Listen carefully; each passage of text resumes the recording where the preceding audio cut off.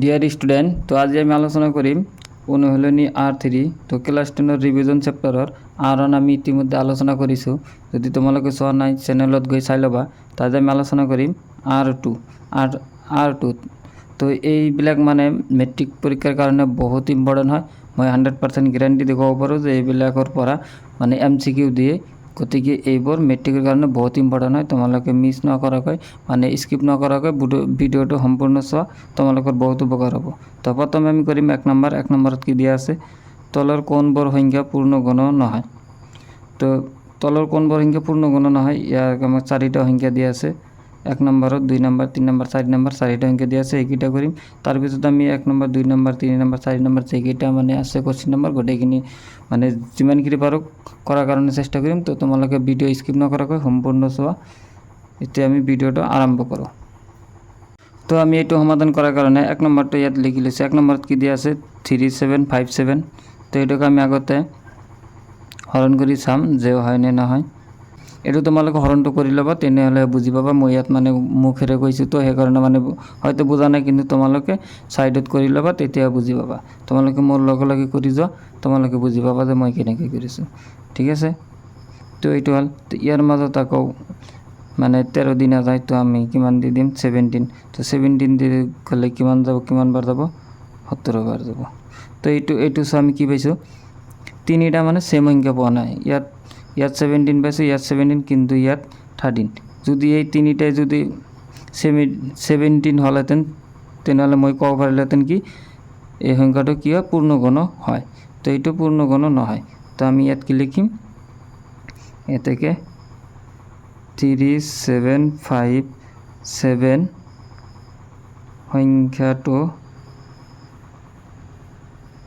সংখ্যাটো পূৰ্ণগণ নহয়। ঠিক আছে, পূৰ্ণগণ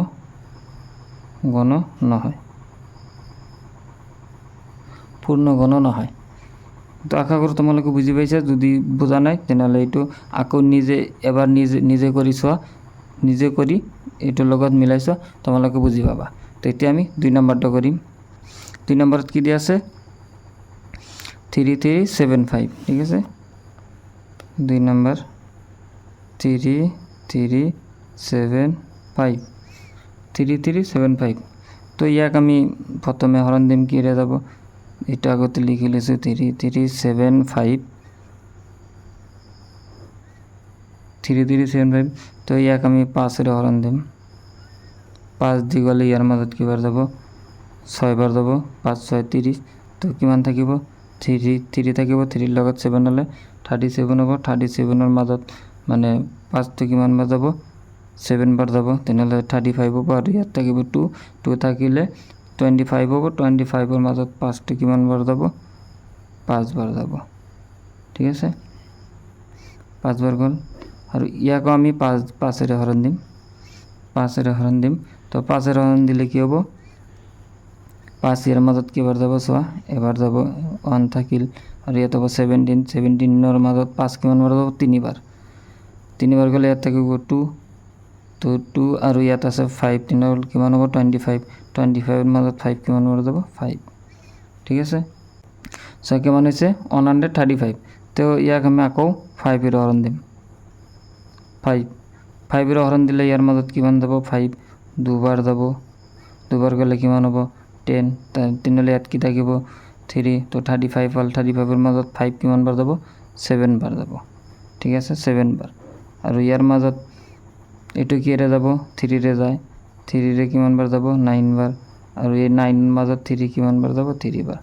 এতিয়া চোৱা, ইয়াত যেন পাইছোঁ 3 পাইছোঁ 3টা, 5 পাইছোঁ 3টা। তেনেহ'লে আমি কি কৰিম, এতিয়া আমি ক'ব পাৰিম, ইয়াত লিখি লৈছোঁ 3375 ইকুৱেল আমি কি পাইছোঁ 5 কিউব ইনটু 3 কিউব। তো আমাৰ কি হয় গণ হয়, পূৰ্ণগণ হয়। তেতিয়া আমি কি লিখিম 3375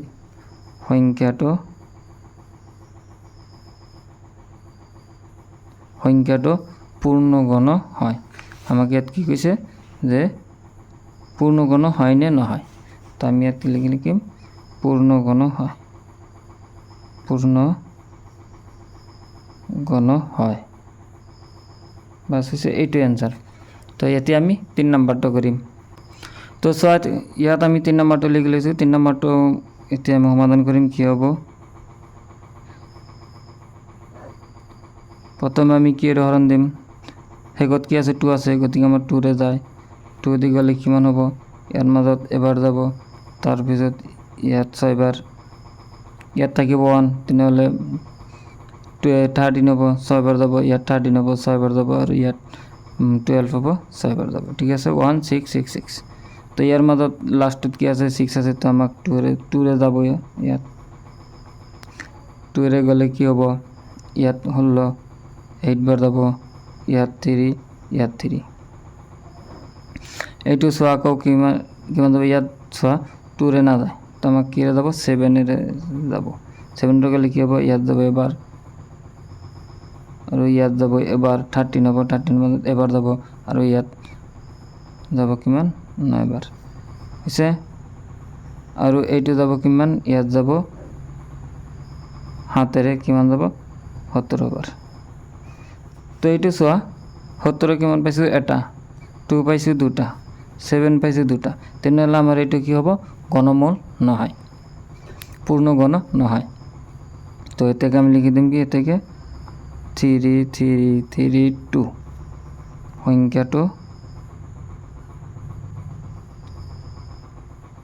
সংখ্যাটো পূৰ্ণ ঘন নহয়, পূৰ্ণ ঘন নহয়।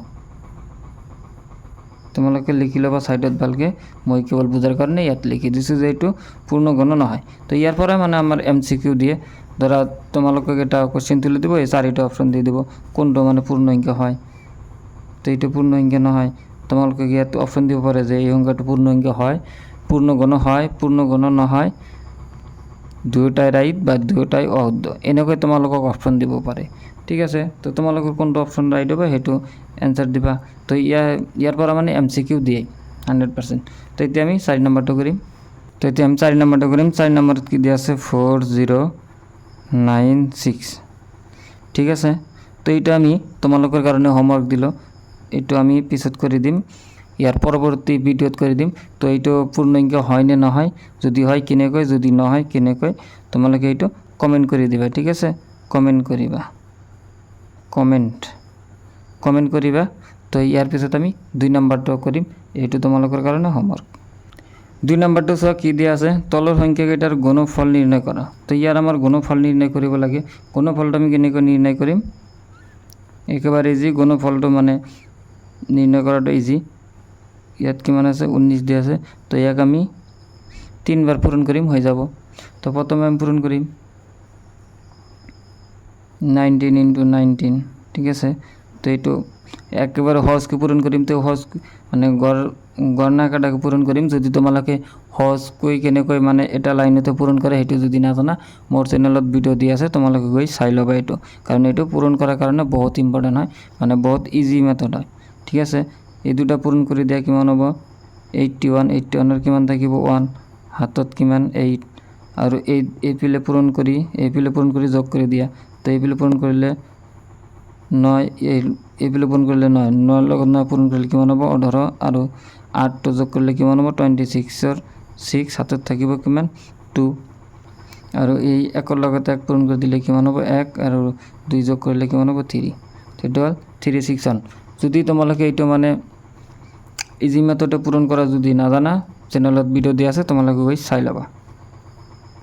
তো ইয়াক আমি আকৌ 19 দি পূৰণ কৰিম, তেনেহ'লে আমাৰ ঘনমূলটো ওলাব।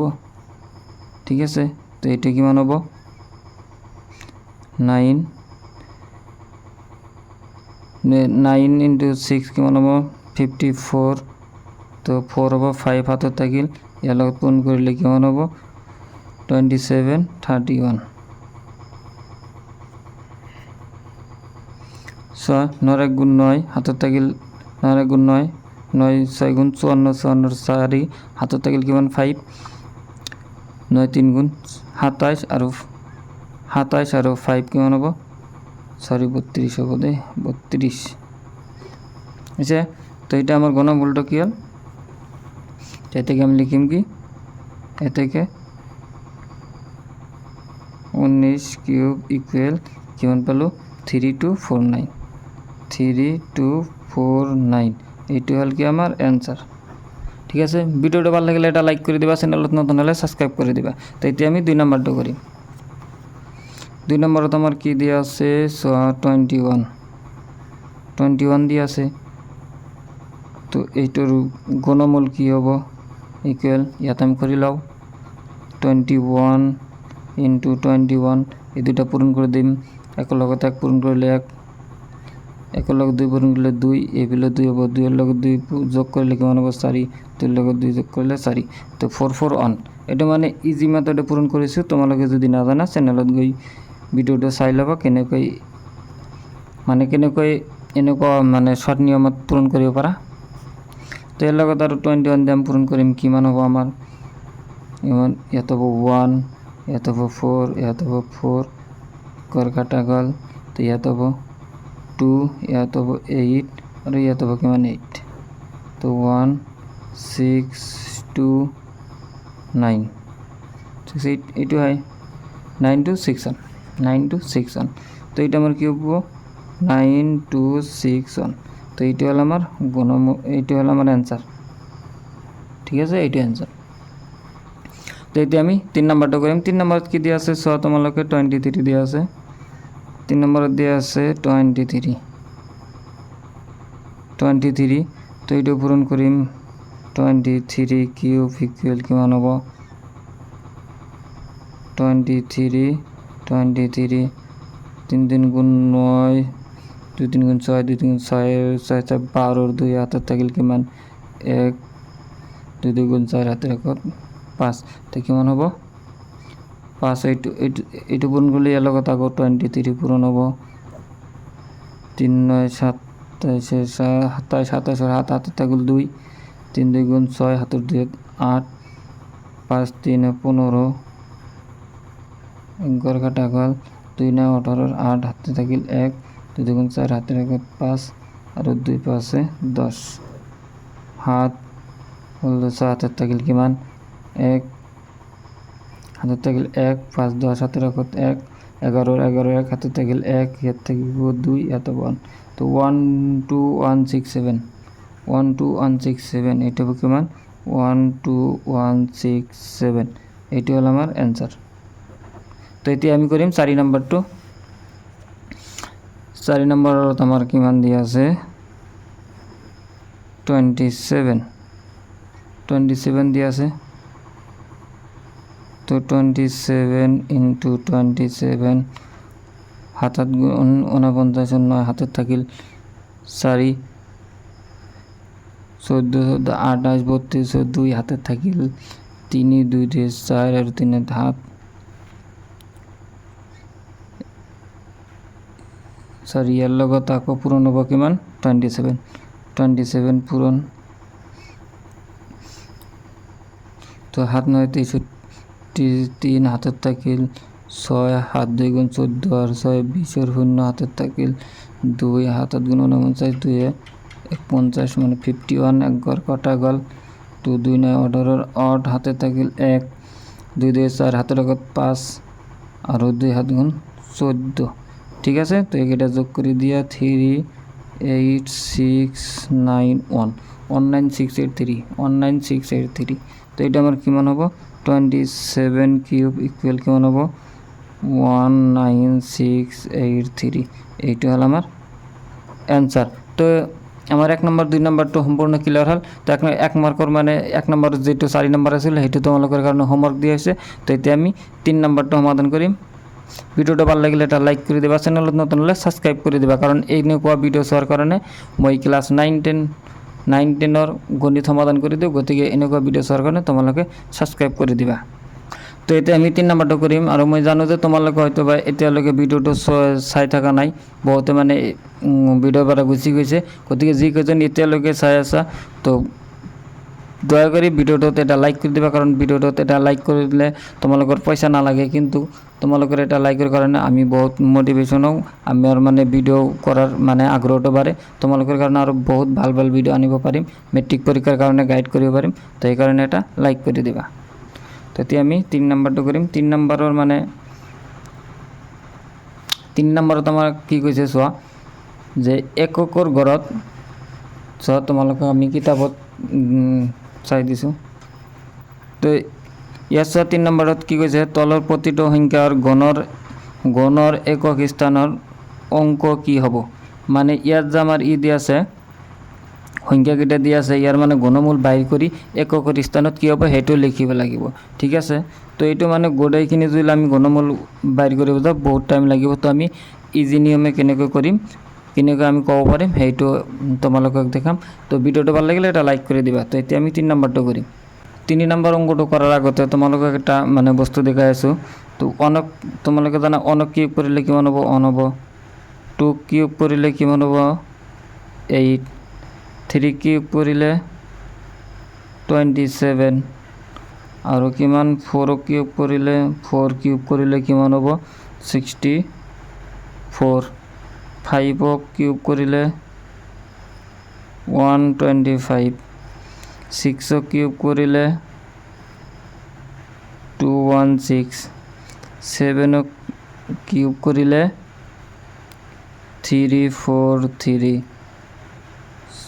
7 8 কিউব কৰিলে 512 ঠিক আছে আৰু 9 কিউব কৰিলে এইটো মানে তোমালোকে মুখস্থ কৰিলে মুখস্থ মানে কি এনে মানে মনত থাকে তোমালোকে মানে ডেইলি এবাৰকৈ কৰিলে তোমালোকৰ মনত থাকিব তো 9 কিউব কৰিলে কিমান হ'ব 729 আৰু 10 যদি আমি কিউব কৰোঁ তেনেহ'লে কিমান হ'ব 1000 ঠিক আছে এতিয়া চোৱা ইয়াত মানে আমাৰ দুটা বস্তু চোৱা ইয়াত যদি 2 হয় 2 কিউব কৰিলে আমাৰ কিমান হ'ব 8 হ'ব আৰু ইয়াত চোৱা 8ক আমি যদি কিউব কৰোঁ কিমান হ'ব 2 হ'ব তেনেহ'লে 2 আৰু 8 এই দুটা মানে এটা আনটোৰ লগত জড়িত ঠিক আছে 2 স্কয়াৰ কৰিলে 8 পাম আৰু 8ক স্কয়াৰ কৰিলে 2 পাম মানে এককৰ স্থানত ঠিক আছে আৰু এটা আছে চোৱা তোমালোকে চোৱা 3ক যদি আমি 3ক স্কয়াৰ কৰিলে কিমান পাম একৰ ঘৰত 7 পাম আৰু ইয়াত যদি 7ক যদি আমি কিউব কৰোঁ তেনেহ'লে একৰ ঘৰত কি পাম 3 পাম তেনেহ'লে 3 আৰু 7 এই দুটা মানে এটা আনটোৰ লগত জড়িত ঠিক আছে এই দুটা তোমালোকে মনত ৰাখিবা তো এতিয়া আমি 1 নম্বৰটো কি দিয়া আছে 1 নম্বৰটো কৰিম 1 নম্বৰত দিয়া আছে 14 তো 14 দিয়া আছে তোমালোকে চোৱা এককৰ ঘৰত আমাৰ কি দিয়া আছে 4 তো এইটোক মানে কিউব কৰিলে আমাৰ কি হ'ব 4 হ'ব এককৰ ঘৰত 4 দিয়া আছে তো 4 কিউব কৰিলে আমাৰ কিমান হয় এককৰ ঘৰত 4 হয় তো এইটো আমাৰ 4 গ'লে কিমান হ'ব এতেকে এককৰ মানে এককৰ স্থানত কি থাকিব আমি সেইটো ডাইৰেক্ট লিখি দিম গণমূল নকৰো ঠিক আছে এককৰ স্থানত 4 থাকিব ঠিক আছে এটা आंसर আৰু 2 নম্বৰত দিয়া আছে কিমান 18 তো ইয়াক এইটো কিউব কৰিলে হ'ব ইয়াক 18 দিয়া আছে 18 যদি আমি কিউব কৰোঁ তেনেহ'লে আমাৰ এককৰ স্থানত কি থাকিব ইয়াক আমি কিউব কৰিলে চোৱা ইয়াত কি আছে 8 আছে তো 8ক মানে কিউব কৰিলে এককৰ স্থানত কি থাকিব আমাৰ 2 থাকিব ঠিক আছে এই যেহেতু 8 আছে তেনেহ'লে কি হ'ব এতেকে এককৰ স্থানত 2 থাকিব বা বহিব দিলে হল এটা থাকিব বা বহিব হৈছে তো 3 নম্বৰ আমাৰ কি হ'ব 3 নম্বৰত দিয়া আছে 13 তো 13ক আমি কিউব কৰিলে এককৰ স্থানত কি থাকিব 6 থেকে 13 ইয়াত আছে 3 মানে আমি যদি কিউব কৰোঁ এককৰ স্থানত আমাৰ 7 হ'ব কাৰণ ইয়াৰ আগতে আমি কৈছোঁ 3 কিউব কৰিলে 27 হয় তো ইয়াত 7 হ'ব এককৰ স্থানত এতেকে এককৰ স্থানত 7 থাকিব ঠিক আছে 7 থাকিব আৰু 4 নম্বৰটো কৰিম 4 নম্বৰত কি দিয়া আছে 27ক যদি আমি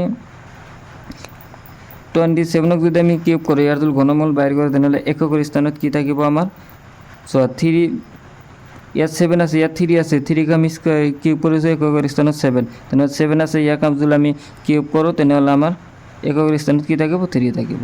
এদিকে এককৰ স্থানত 3